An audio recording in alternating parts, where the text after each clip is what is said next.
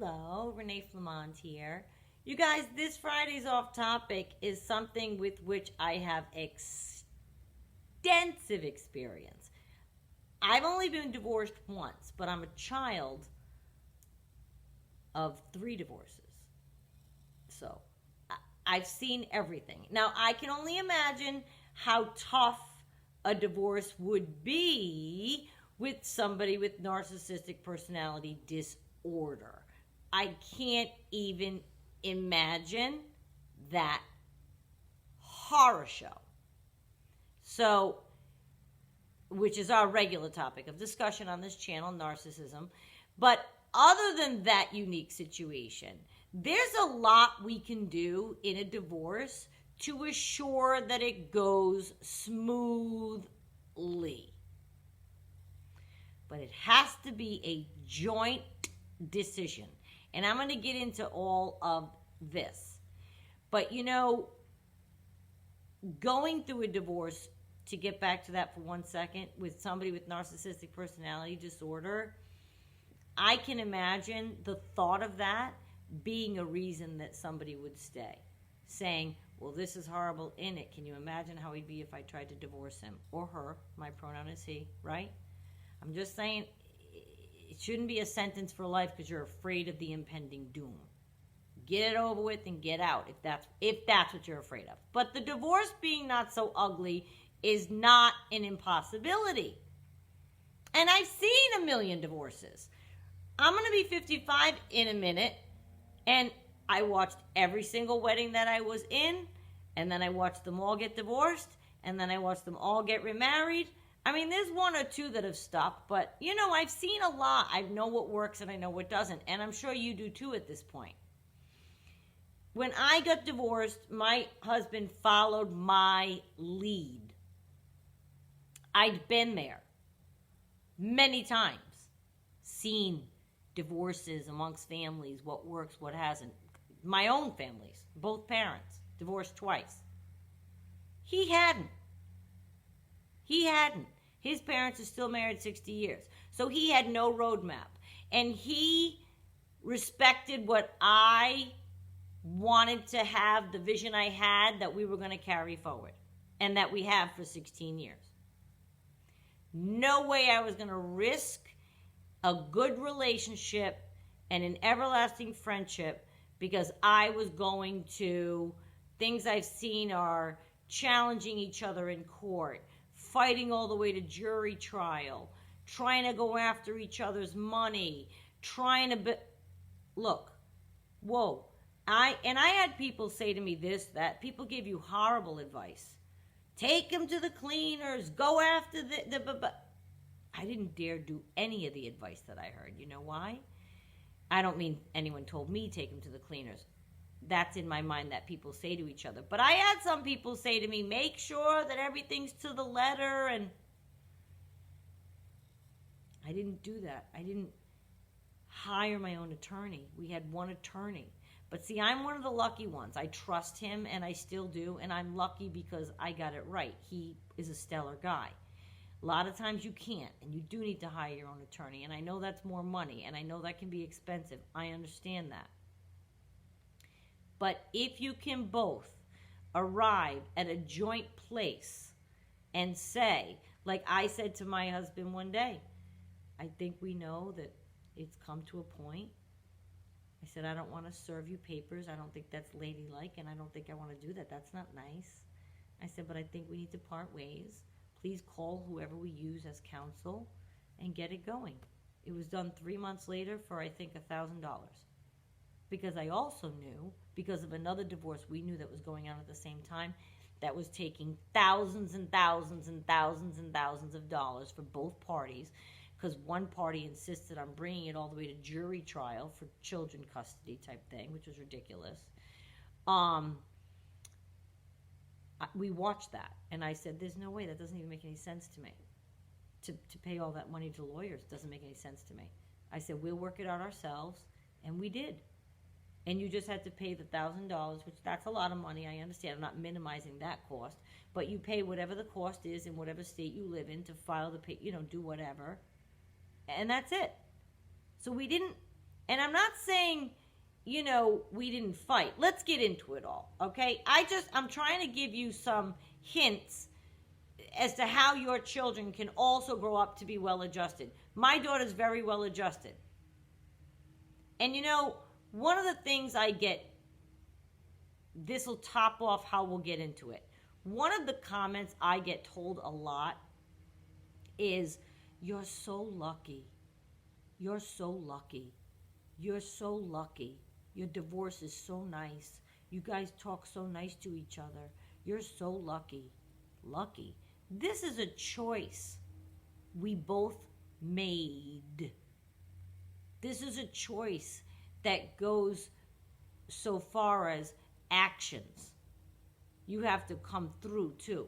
This is a choice, meaning no matter how much we fought at times post-divorce, you're still fighting. You divorced for a reason. You're working all that out between the two of you. You're working things out. There's going to be fights. Two headstrong people, right? The end result was always the same. We were in each other's corner. That was a given. That was the choice. You fight, it's going to happen. You argue, that part's normal. But never for even one moment was I after making him hurt, just to hurt. That's a choice. And not for him with me. Never. There's a mutual respect, and I'll get into for a second, if you can't have respect for the other person, you can still do this. But there's a mutual respect that has been present throughout our time of knowing each other, right? That's how we met. It was immediate. It's never faltered. And we respect our daughter's space, so we wanted to protect it. That was the priority. So if you fight, you have to heal it up eventually. You're on the same team. Nothing negative could linger forever, because we will be in each other's lives forever. He allowed me to design the whole thing, the whole divorce, how it was going to go, and he followed my lead because we had zero choice. There was an exquisite little human being for whom we were responsible. And carrying difficulty forward was not going to happen. Carrying strife forward because of our issue was not going to happen. Wasn't an option. It's not an option. There's a child, not an option. Choice we made. It had to have an overall sense of peace to the whole thing, our roadmap. It had to have an overall sense of peace. And we've both done things to add to the success of that. We've both been friends to each other. Cooperative with scheduling. The respect runs everything. My ex is no longer remarried, but he was at one point, and there were 2 kids that she came with.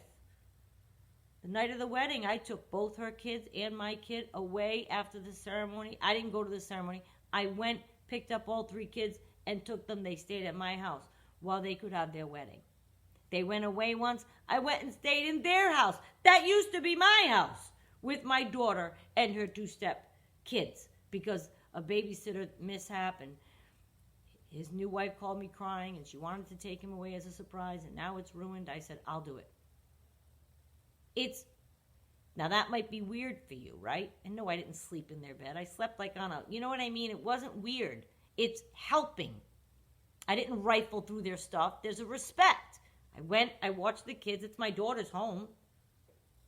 And these kids' home, it wasn't hard. Their rooms are there. What, I couldn't go and watch so she could take them away? That's just a friendly gesture that meant the world. That's how you carry each other. That's how you make it not ugly. Now, many people thought that they think that's crazy. Why I couldn't do that? And, because the next respect with us runs everything. But I suppose the next logical question is, like I said earlier, what if I don't respect him or her? I can't. You're lucky. You respect each other. That's nice, Renee. Yeah, I can't. There's no way, not going to happen. No way. Oh my God, no. I've seen that divorce as well. And there was clearly a good guy and a bad guy. We'll just say good guy, bad guy. Hard to respect the bad guy. And that lingers. And everyone sees it. But the good guy went forth and kept peace by not causing any waves. The good guy was a good guy throughout. The good guy didn't sling mud also. The good guy made a choice. The good guy made the choice to have any spawn in mind and their welfare. That's what on the good guy's mind. If you are motivated by the absolute most positive environment your children could possibly be in, you will absolutely both make the choice to do what's necessary. So, communication between the good guy, bad guy was through email. Informational only. Nothing personal was ever discussed. You know, it wasn't the symbiosis that a friendly divorce couple might have, like me and my husband will chat on the phone. It wasn't like, it wasn't like that. But they got the stuff done. They got schedules talked about. It was through email, copacetic. Years and years and years it's been like that. Children are grown. But it wasn't contentious. It didn't continue to be contentious. Even if the end is ugly as all get out. Once it's over, it's over. How you move forward past that and what you carry into your life and show around your children will stick. It's not the divorce that hurts the kids. I'm a child of 3 divorces. I'm very well adjusted, I think. Well, maybe I got some kinks, but you know what I mean. Yeah, I got some things to work out still. Okay, fine. But I'm not maladjusted. I have parents. I'm loved. You know what I mean? Like, it's what you do after and what the children see you going through together. That can have a lot of effect on their psyche. The divorce does not have to be ugly. I had a chat a few weeks ago now. 2.5 hours. And that's not normal. That's not normal, but 2.5 hours catching up with my husband. I skip the word ex a lot. I know people, it's not, but I always say, like, well, people, I've only been married once. You know who I'm talking about, but it's been 16 years. I'm trying to start to remember to add ex, but if I say husband, I'm talking about the one that I had. But if you can't be friends and you can't picture being on the phone for 2.5 hours, that doesn't mean you can't keep it ugly for the sake of the children. And I'm obviously, when I say divorce doesn't have to be ugly, I have in mind those with children, because I've known people that have divorced people and they don't have children and they never see each other again. So it's never ugly after. You just go your separate ways. So this is obviously about people that, you know, or even any time in life. It doesn't have to be ugly. But anyway, the environment you foster will shape those children. My ex was just saying on this long conversation, we got off on a tangent, and he was just saying how we did so good, and she just never even had an issue, and you couldn't even tell she was from a broken home. He used that phrase, right? Which, that language is old, but that's what it is. That's what it was called. I'm from a broken home. That's what they used to say. And maybe they don't say that anymore. It sounds like it's, but that's how they say it. It's not, you know what I mean? So he is not from a broken home, like I said. His parents are 60 years married type people. Mine each have a second divorce. My ex-husband has now had a second divorce. But he sees so clearly now. And he trusted it then, the roadmap. He sees in the tremendous result that we've raised. And he sees why we had to do it this way, my way, which was be on the same team always. Always. Period. That's the end of the whole sentence. Be on the same team always. Fight if you must. That happens. The transition to not being married can be tough. And you're different people to have begun with. And now you're divorcing the different person with whom marriage didn't work. There's going to be fighting. Disagreements happen. But being on the same team is a non-negotiable. Non-negotiable. And that's Team Baby. That's it. Not Team Renee. Not Team Ex-Husband. Team Baby. That's it. There's one team. That's my landscapers. I don't know if you can hear them. I didn't want dissension in her world at all. And of course he didn't either. And I wonder about people that bring dissension into their kids' world when the divorce is ugly by using, I'm yelling in case my landscapers are covering me. I don't even know if you can hear them. I do have the doors shut because I knew they were coming today. But who would want that for their children? That's the part that kills me. I see it all the time. I have one couple in my head. Wants to hurt the partner, screams at the partner, doesn't matter who's around. Friends, family, the children, doesn't matter. I don't even understand the motivation for behaving that way. I'm not saying I wasn't a lunatic. Of course, arguing with me was like a crazy person when I was younger. My husband will tell you, he used to laugh. But it was in private. Well, for the most part. But yeah. I mean, I just feel like why on earth would we ever want to bring even 1 millisecond of discomfort into your child's life? Because we adults have differing opinions, maybe on something we have to involve the children. We would work things out, arrive at decisions, and execute with unity. Because that was the only way. We weren't arguing about what to do in front of the child. We both had the same outlook in mind when it came to parenting. So we actually didn't have many issues on it because we were always on the same page. We had an understanding when we became parents what kind of parents we were going to be. And we did it for almost 6 years married, so we really were on genuinely the same page. So not a lot faltered there in terms of arguing. But in the case I mentioned earlier, the good guy had full custody, the bad guy lost the custody. So daily decisions were not shared with the bad guy.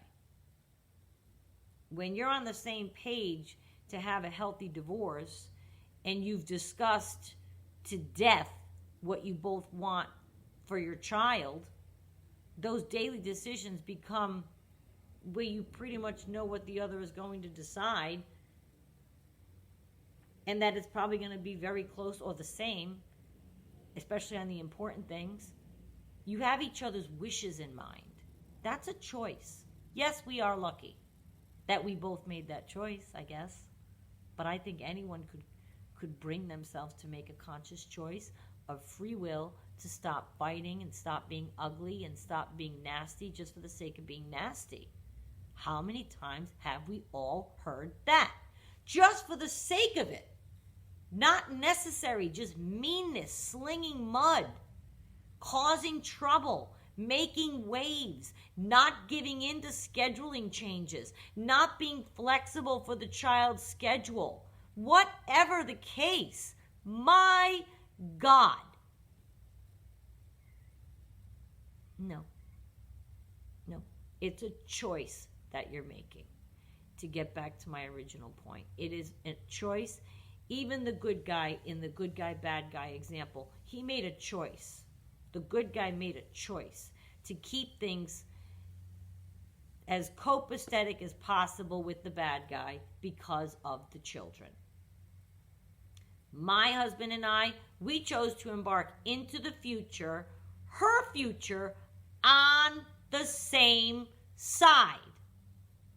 Team Baby. Same team. A lot of people get divorced and they think of themselves as opposite teams. You're on the same team forever. You should be. And the team should be the team for your child. Not team me, no, same team.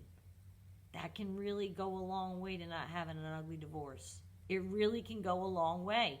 And I just feel it's her team. We're both fans of the team. We're both coaches on the team. We're both parents on this one team.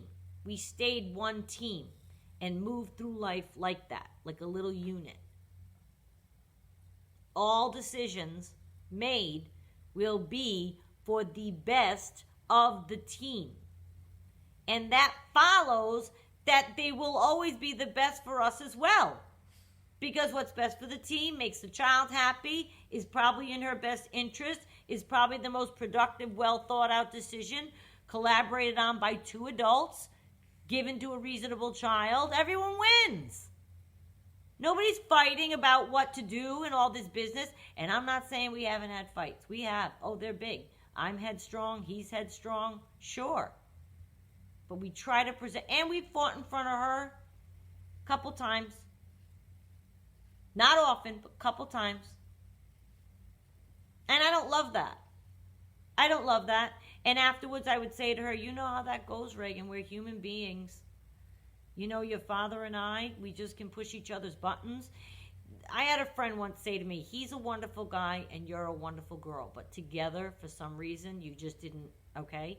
So, and she understands that. It doesn't mean there's dissension or it's always love. There's never the word hatred or any of that.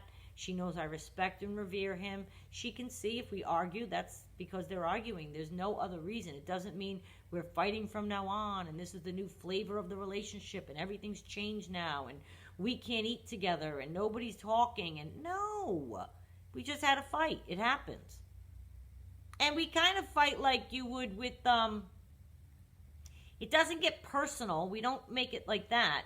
We just both might have headstrong opinions about something and you're trying to convince the other one is kind of the angle of an argument that would ensue today. That's where it would be. But we generally have like opinions, but they just might be like a little thing. I'm not going to make a divorce ugly over that. And it's a constant thing in life. This is 16 years later. It's a constant choice that stays with you.